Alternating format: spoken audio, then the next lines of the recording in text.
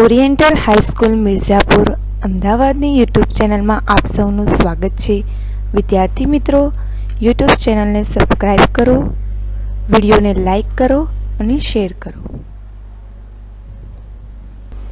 આજે હું ધોરણ 11ની અંદર વિષય ગુજરાતીમાં કાવ્ય 5 છપ્પા અને ઉખાણા વિશે આપણે પરિચય મેળવીશું.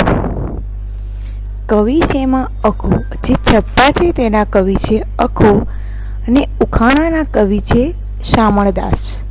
હવે આપણે એક એક કાવ્ય કરીને ભણીશું બંને. પહેલે છપ્પા વિશે માહિતી મેળવીશું, તેના કવિ વિશે માહિતી મેળવીશું. તેના કવિ છે અખો. ધ્યાન રાખજો, છપ્પાના કવિ અખો છે, ઉખાણાના કવિ છે શામળદાસ.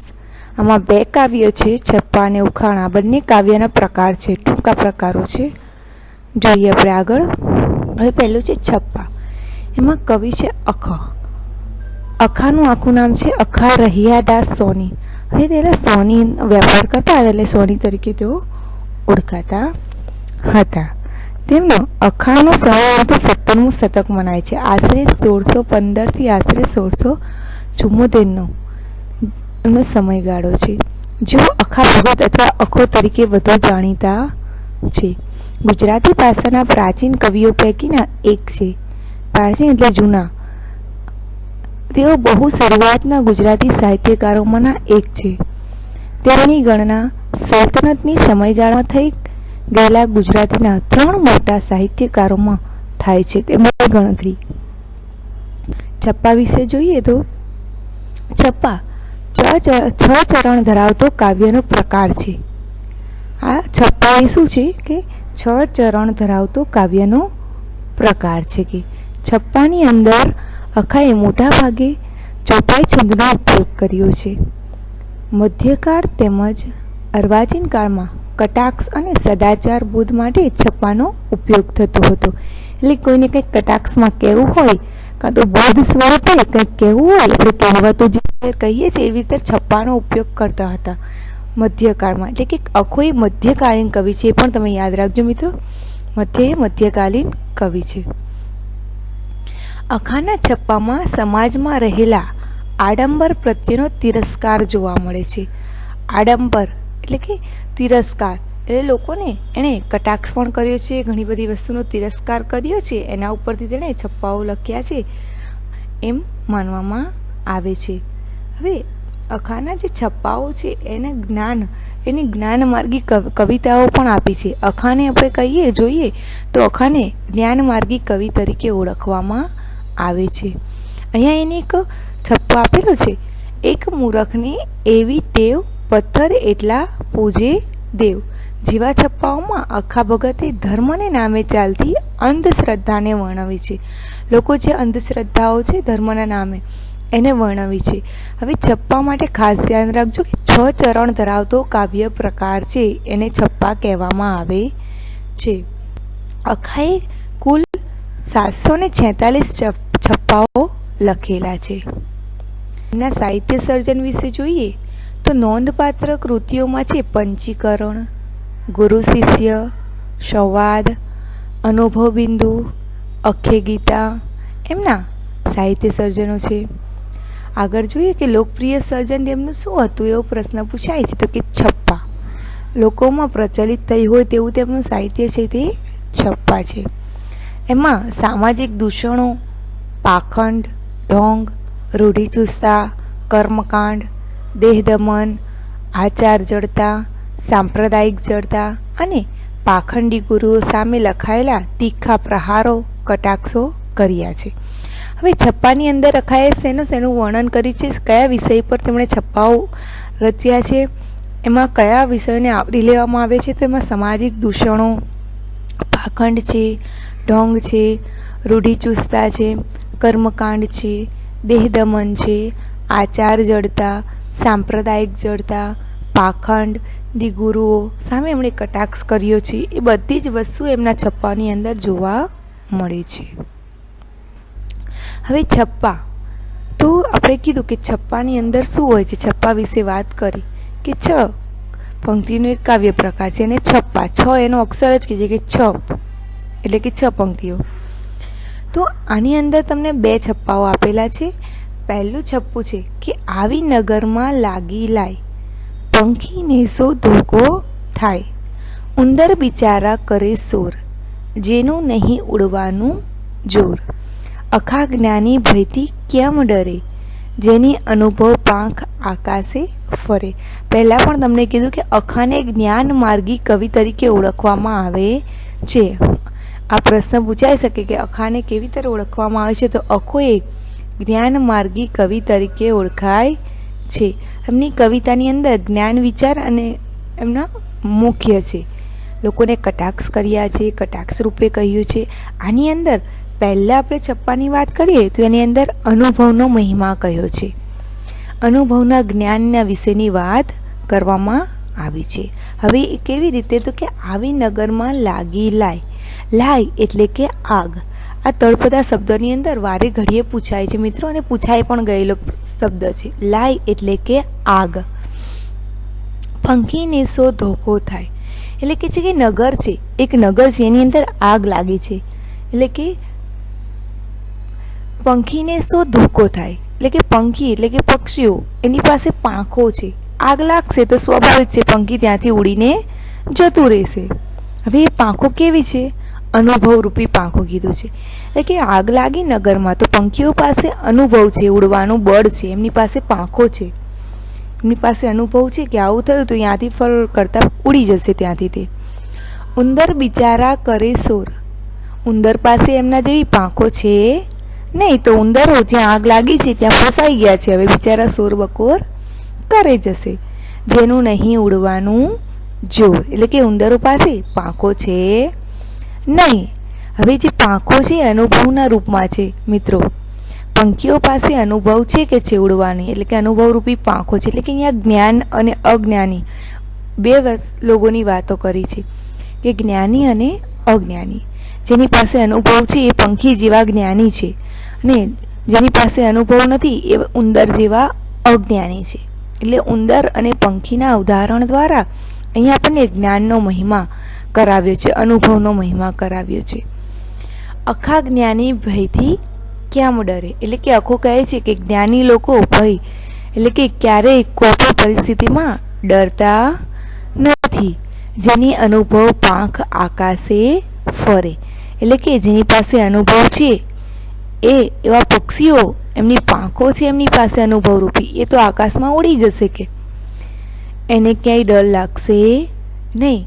તો આની અંદર અખાએ અનુભવની મહિમા કહ્યું છે કે અનુભવ જ્ઞાનનો મહિમા. કવિએ અનુભવરૂપી પાંખ જેની પાસે છે તેમણે સંસારની કોઈ પણ આટી ઘૂંટી કે કોઈ પણ પરિસ્થિતિમાં સંસારની કોઈ પણ મુસીબત આવી પડે તો પણ એ વ્યક્તિ એમાં ડરતો નથી, જેની પાસે અનુભવ હોય છે. ગમે તેવી મુશ્કેલી કેમ ના આવે, આપણે અનુભવ દ્વારા આપણે એને પાર પાડી શકીએ છીએ. કહેવાય છે કે અનુભવ શ્રેષ્ઠ શિક્ષક છે.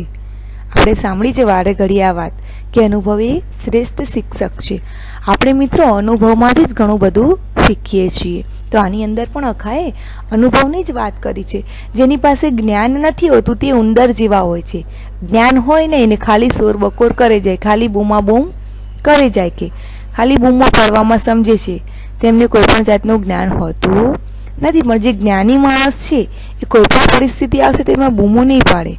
એ પરિસ્થિતિમાંથી કેવી તરે બહાર નીકળવું, કેવી તરે મુશ્કેલીને દૂર કરવી તેનો વિચાર કરશે. એ ક્યારેય શોર બકોર કરતા નથી. એટલે કે પંખી જે છે અનુભવી બતાવ્યા છે અને ઉંદરો છે એ અનુભવ વગરના એટલે કે અજ્ઞાની બતાવ્યા છે. એટલે પૂછાય આની અંદરથી પ્રશ્ન કે શેનું ઉદાહરણ આપવામાં આવ્યું છે? તો કે પંખી અને ઉંદરનું, અનુભવ અને બિનઅનુભવી, જ્ઞાની અને અજ્ઞાનીની વાત કરવામાં આવી છે આ પહેલા છપ્પાની અંદર. હવે બીજો છપ્પામાં જોઈએ કે ભાષા. હવે આની અંદર ભાષાનું નહીં પણ ભાવનું મહત્ત્વ છે. પહેલામાં છે અનુભવરૂપી પાંખની વાત હતી ને, એટલે કે જ્ઞાનનું મહત્ત્વ હતું. અને આની અંદર બીજાની અંદર ભાષાનું નહીં પણ ભાવનું મહત્ત્વ બતાવ્યું છે. આપણે એમ કહીએ છીએ કે પરવાળાની ઇબાદત જે આપણે કરીએ અલ્લાહ તાલાની, આપણે ઉર્દૂ અરબી જબાનમાં જ કરીએ, આપણે આપણી સ્થાનિક ભાષામાં પણ એનો જિક્ર કરી શકીએ છીએ. તો પણ એ સાંભળે જ છે કે આપણી ભાવના જોવે છે, આપણી લાગણી જોવે છે, આપણે કેટલા દિલથી કરીએ છીએ, એની ભક્તિ એ જોવે છે. તો એને કોઈ ભાષા સાથે કોઈ સંબંધ નથી રાખતો, એ બસ એને દિલથી જે બોલાઈ રહ્યું છે, જે કહી રહ્યા છે, એ તો બધું જ ભાષા સમજે છે. અહીંયા પણ આપણે જોઈએ તો કે ભાષાને ગૌણ બતાવવામાં આવી છે કે ભાષા એટલી બધી મહત્વની નથી. જોઈએ, ભાષાને શું વળગે સૂર, જે રણમાં જીતે તે સૂર.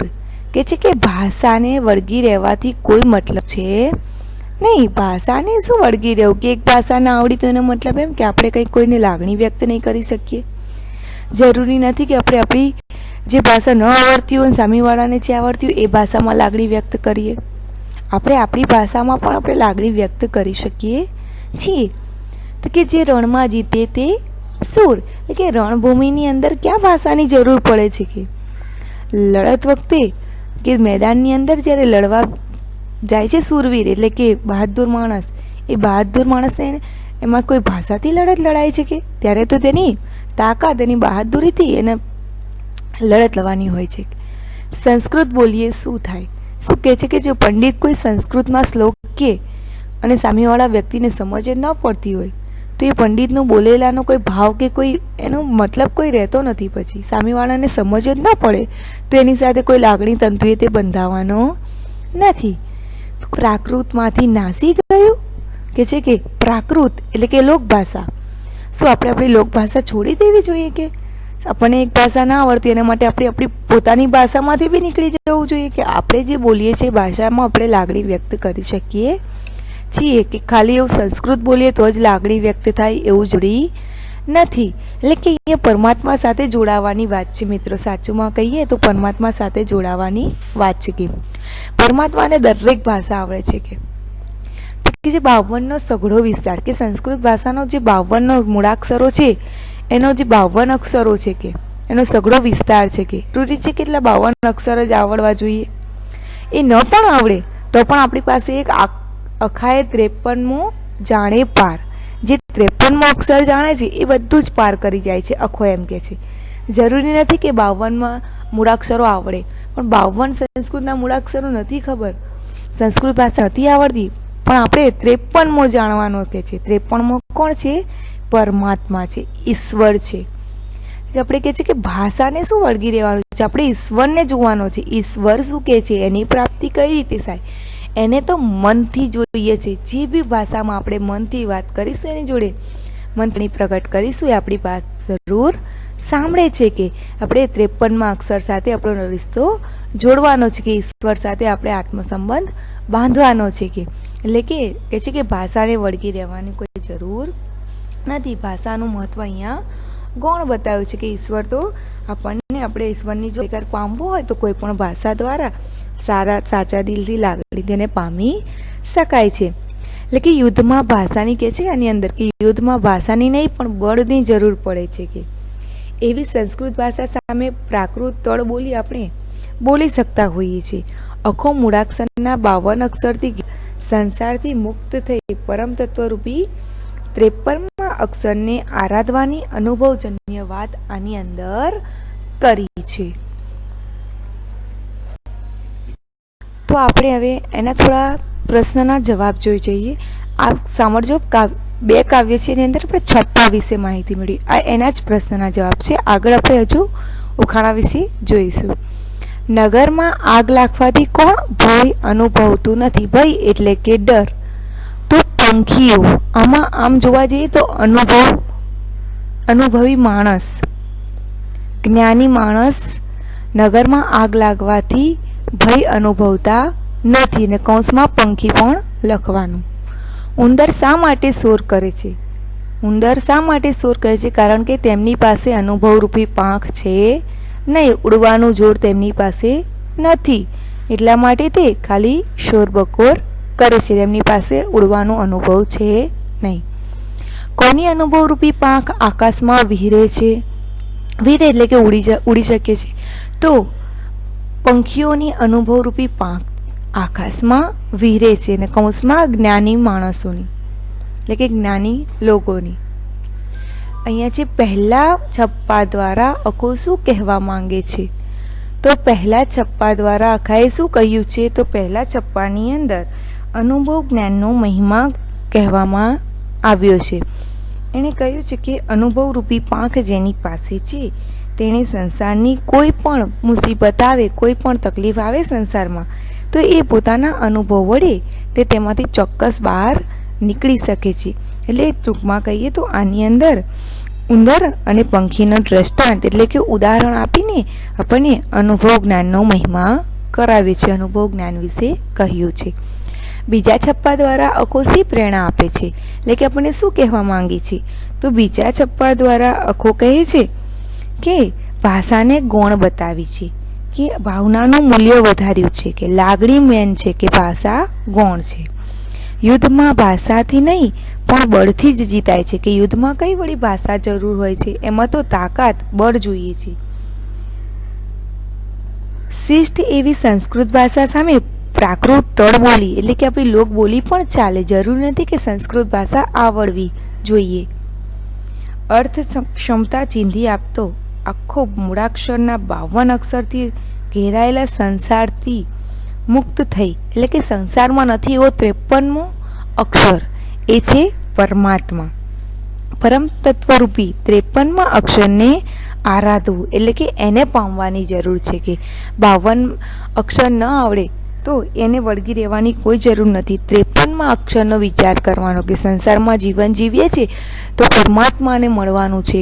એ 52 નહીં પણ 53મા અક્ષરને મળવાની જે ભાવના છે એના આધારે આપણી લાગણી વ્યક્ત કરવાની છે.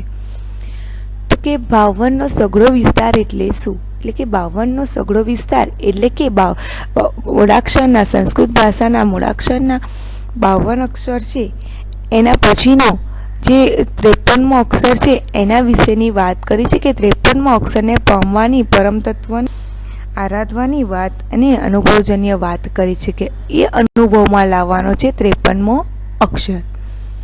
આવી નગરમાં લાગીલાય છપ્પા દ્વારા રજૂ થયેલા જ્ઞાનના મહિમા વિશે નોંધ લખો. તો મેં તમને આ જે જ્ઞાન વિશેની વાત કરી કે આપણી પાસે ધારો કે કોઈ જ્ઞાન આપણને ખબર છે કે આગ લાગી અહીંયા, તો હવે આગ લાગી છે તો એની અંદર આપણે જોઈએ કે શોર્ટ સર્કિટ થયું છે, તો તમારી પાસે અનુભવ હશે કે જ્યાં શોર્ટ સર્કિટ થયું તેની અંદર પાણી નખાય નહીં, તમે એને પાણીથી નહીં ઓળો. ધારો કે તમારી પાસે કોઈ પણ અનુભવ નથી તો તમે શોર બકોર કરશો, અને જેની પાસે અનુભવ હશે એ ક્યાંક તો એના અંદરથી રસ્તો કાઢવાનો પ્રયત્ન કરશે. એટલે કે અનુભવ લોકોની વાત કરી છે કે અનુભવી માણસ કેવા હોય છે, ને એની પાસે અનુભવ હોય તો કોઈ પણ વિટંબણા, મુશ્કેલીઓ આવે તો ક્યાંય અટકાતો નથી ને ક્યાંય મૂંઝાતો નથી.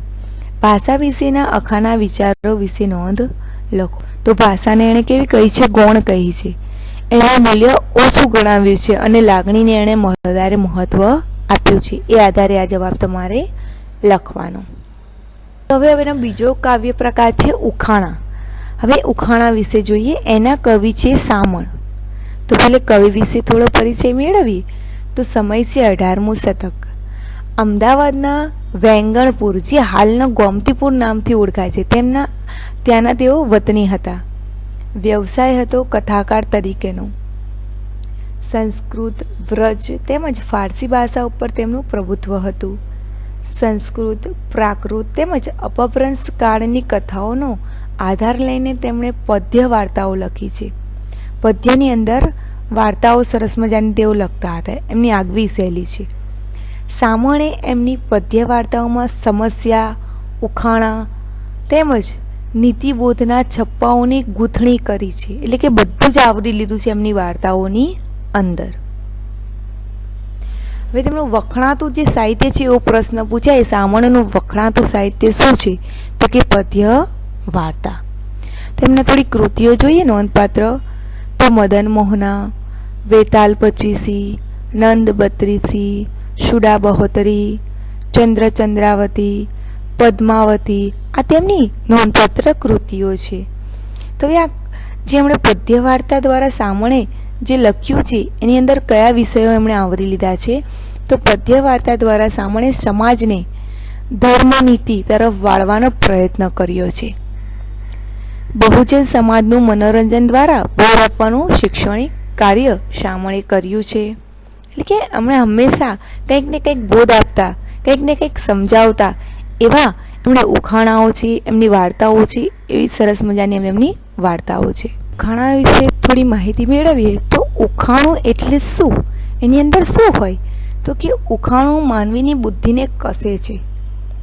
એની અંદર વસ્તુ કે વ્યક્તિની લાક્ષણિકતા રજૂ થાય છે. એટલે એવા કંઈક લક્ષણો આપે. જેમ આપણને સામાન્ય તાવ આવે છે તો આપણે ડૉક્ટર આપણને પૂછે છે કે આમ થાય છે, તમને પેલું થાય છે, તો પછી કે મેલેરિયાનો તાવ છે, ફલાણાનો તાવ. કંઈક અલગ અલગ પ્રકારના તાવના પણ પ્રકારો હોય છે. તો આપણને જે થતું એ લક્ષણ આપણે બતાવે તેના આધારે એ રજૂ કરે છે કે આ છે. તો એ તો ઉખાણાની અંદર પણ જુદી જુદી લાક્ષણિકતા આપેલી હોય છે વસ્તુની કે વ્યક્તિની, જેના આધારે જે તે વસ્તુ કે વ્યક્તિનું નામ જવાબ રૂપે શોધવાનું હોય છે. તેને આપણે ઉખાણા કહીશું. તો એવા ઉખાણા જે તમારા પાઠ્યપુસ્તકમાં છે એના વિશે આપણે માહિતી મેળવીશું. પહેલું છે ચતુર નર તું ચેત, એક અચરત મેં ડીઠું. હવે ચતુર એટલે કે હોશિયાર માણસો ચેતજો કે વિચારજો. એક અચરત મેં ડીઠું. કવિ શામળ કહે છે મેં એક એવી નવાઈ પ્રમાણે એવી વાત એ વસ્તુ જોઈ છે કે ડીઠું એટલે કે જોયું છે. સુંદર રૂપ સ્વરૂપ, એનું રૂપ કેવું છે? સુંદર છે. એનું સ્વરૂપ એકદમ સુંદર છે. અધિક અમૃતથી મીઠું, અમૃત કરતાં પણ તે મીઠું છે. અમૃત એટલે કે જેને પીવાથી આપણને મૃત્યુ ન આવે તેને અમૃત કહેવાય છે. કાયા ઉપર હાડ એટલે કે શરીર, કાયા એટલે કે શરીર, તન, દેહ. હાડ એટલે કે હાડકાઓ છે. હાડ ઉપર વાળ, ભણીજ, ભણીજ એટલે કે તરફ ઉપર, એની ઉપર શું છે?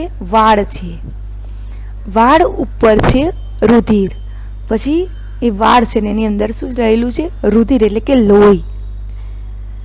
સુગુણ તેના જ ગણીજે. હવે તેના વિશે વિચારજો. એના એવા ગુણ છે, એટલા સુંદર મજાનું એ છે.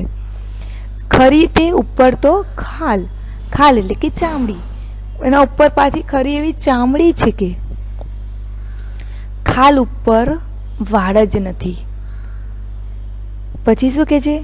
એના ઉપર ચામડી છે ને પછી જે કહેવા માંગી રહ્યા છે એના ઉપર ચામડી છે ને એના ઉપર વાળ નથી. વળી મુખમાંથી અમૃત ઝરે. મોઢામાંથી શું કેવું વળ નીકળે છે? અમૃત ઝરતા હોય જાણે. સામળ કહે કહો કથી, કથી એટલે કે સાંભળનારને કહે છે કે હવે ચતુરનાર છો તમે, તો ચતુર હોશિયાર માણસ તેનો તરત જવાબ આપી દે કે ચલો આપો એનો જવાબ, કે શું જવાબ છે? તો કે છે કે આપણા શરીર ઉપર હાડકા એટલે કે હાડકા હોય છે, હાડકા ઉપર વાળ હોય છે, વાળની ઉપર રુધિર એટલે કે લોહી હોય છે. પણ મેં એવી વસ્તુ જોઈ છે કે તેની ઉપર ખાલ છે, એટલે કે ખાલ છે પણ એની ઉપર વાળ જ નથી. કે એવું મેં અચરત એટલે કે એક એવી નવાઈ પ્રમાણે એવી વસ્તુ જોઈ છે કે એને મુખમાંથી અમૃત ઝરે છે. કે જાણે કે સરસ મજાનું કે છે કે કેવી એ કઈ વસ્તુ છે? તો શું છે? એનો જવાબ આવશે પડછાયો. પડછાયાની અંદર આપણે જોઈએ છે આપણી ખાલ, આપણું શરીર દેખાય છે, એનો પડછાયો પડે છે. મેં તમને જે સ્ક્રીન મૂકી છે એની પાછળ પણ મેં એને ચિત્રનો પડછાયો બતાવ્યો છે. એ પડછાયો એવો આપણો પડછાયો પડે છે શરીરનો, પણ એની ઉપર ખાલ હોય છે, વાળ નથી દેખાતા, કશું બીજું. શરીર આપણું આમ પડછાયા રૂપે ખાલી દેખાતું હોય છે. તો પહેલા ઉખાણાની અંદર કવિએ શું કહ્યું છે કે કવિ ચતુર્નરને તેનો ઉત્તર આપવા કહે છે કે પડછાયાને અચરજ કહે છે, કારણ કે જેવો દેહ તેવો જ પડછાયો પડે છે. જેવું આપણું શરીર તેવો જ પડછાયો પડે છે. શરીર પર તો ચામડી છે, હાડકાં છે, લોહી છે, પણ પડછાયામાં તો આમાંનું કશું જ નથી. છતાં પણ પડછાયો કેવો લાગે છે? કવિને આશ્ચર્યજનક લાગે છે. કે છે કે પડછાયાની લાક્ષણિકતા દર્શાવી છે અને આપણે એના ઉપરથી જવાબ આપવાનો હતો. તો એનો જવાબ છે પડછાયો. બીજું જોઈએ ઉખાણું તો કે સર સરોવર એક ભર્યું છે. સર એટલે કે સરસ મજાનું સરોવર એટલે કે ચોખ્ખું સરોવર, પાણી. નિર્મળ નીર, નિર્મળ એટલે કે સ્વચ્છ, ચોખ્ખા પાણી. નીર એટલે કે પાણી. એક સરોવર છે કે તે ચોખ્ખા પાણીનું ભરેલું છે. કે પીએ નહીં કોઈ પંથી, પંથી એટલે કે રાહી, રસ્તે જનાર માણસ, મુસાફર, મુસાફિર, એને પંથી કહેવાય. એ પી નથી શકતો, કોઈ મુસાફર તેને પી શકતો નથી. હંસ નવ બેઠે તીરે, હંસ નવ બેસે તીરે એટલે કોઈ હંસ, તીર એટલે કે કિનારે, તેના કિનારે કોઈ હંસ કે કોઈ બીજા કોઈ પણ પક્ષી બેસી શકતા નથી. સાંભળજો, એક સરસ મજાનું સરોવર છે કે છે કવિ સામળ કહે છે. સરોવર ભર્યું છે ચોખ્ખા પાણીનું એટલે કે નિર્મળ નીર, તેને કોઈ મુસાફિર પી નથી શકતો, કે કોઈ પંથી નહીં પી શકતું, અને તેના કિનારે કોઈ હંસ પણ બેસી શકતો નથી. તે સ્થળ સમીપ જાય, માણસ તેના નજીક જાય છે, કે સમીપ એટલે કે નજીક. બુડે જન જોતા જાજા, તેમાં આખા ને આખા તે ડૂબે જાય છે, જેમ જોવે છે તેમ એની અંદર એ ઉતરતા જાય છે, કે જાજા એટલે કે વધારે. દુઃખ ન પામે દેહ, છતાં પણ શરીરને કોઈ પણ દુઃખ થતું નથી, એના અંદર ડૂબે છે છતાં પણ શરીરને કોઈ તકલીફ પડતી નથી. દેહ એટલે કે શરીર. રહે તરબીબે તાજા, ઉપરથી વધારે ને વધારે તાજા અને ખુશ થઈ જાય છે, કે કવિ સામળ કહે કારમું હોશી જનને હિત હશે.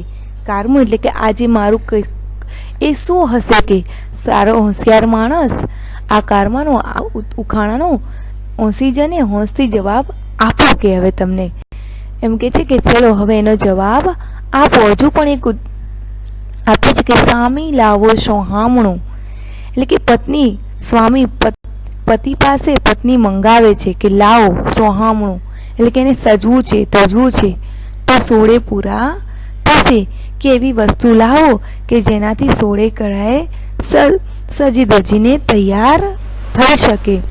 તો મિત્ર, એનો જવાબ આપણે આપવાનો છે. તેનો જવાબ છે દર્પણ. દર્પણ એટલે કે અરીસો.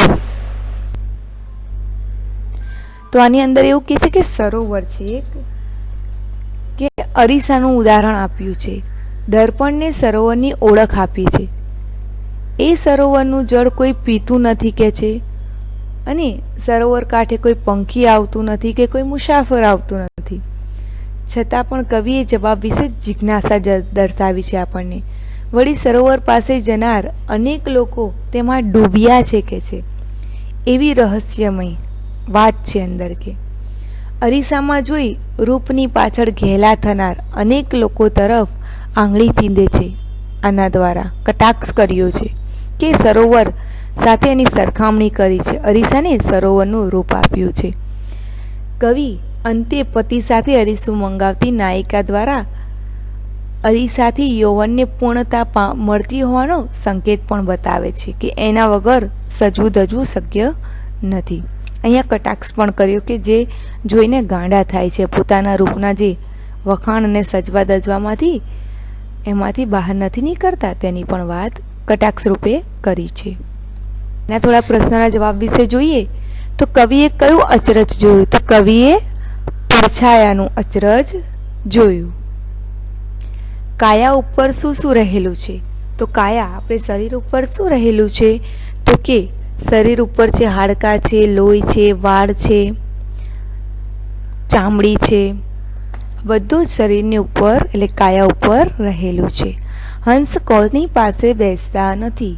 હંસ સરોવર પાસે બેસતા નથી, સરોવરના કિનારે બેસી શકતા નથી.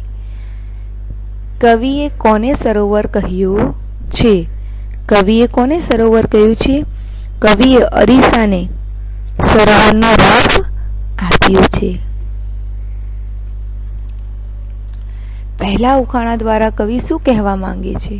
તો પહેલા ઉખાણા દ્વારા કવિ અહીંયા આની અંદર ચતુર માણસને કહે છે કે પડછાયાની લાક્ષણિકતા આપીને પડછાયા વિશેની વાત કરવા માંગે છે. બીજા ઉખાણા દ્વારા કવિ શું કહેવા? તમારે આને લંબાણથી લખવાનો છે મુદ્દાસર, જેમ આપણે સમજ્યા તે રીતે. બીજા ઉખાણા દ્વારા કવિ શું કહેવા માંગે છે? તો બીજા ઉખાણા દ્વારા કવિએ અરીસામાં જોઈ રૂપની પાછળ ઘેલા એટલે કે ગાંડા થનાર લોકોનો કટાક્ષ કર્યો છે પહેલાં તો, અને આની અંદર સરોવરનું ઉદાહરણ આપ્યું છે.